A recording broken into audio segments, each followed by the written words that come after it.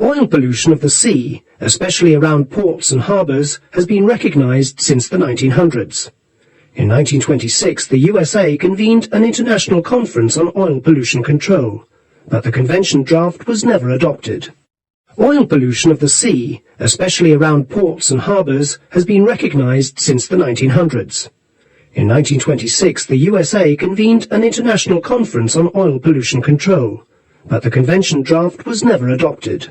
In 1954, the United Kingdom organised a conference on oil pollution, which resulted in the adoption of the International Convention for the Prevention of Pollution of the Sea by Oil, Marpol, 1954.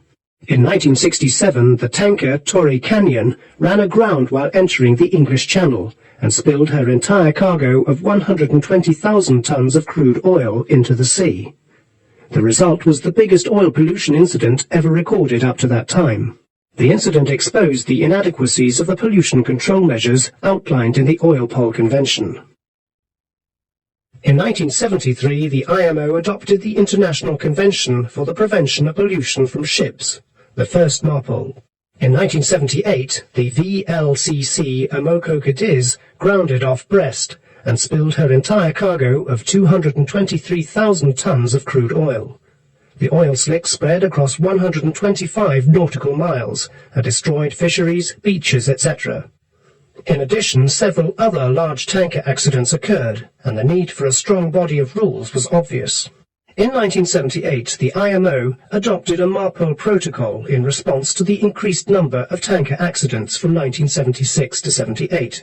And, since the 1973 convention had not yet entered into force, regulations contained in the 1973 convention were absorbed into 1978 Marpol.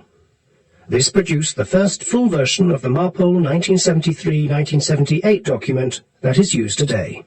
Marpol addressed not only pollution by oil, but also pollution by chemicals, sewage, and garbage.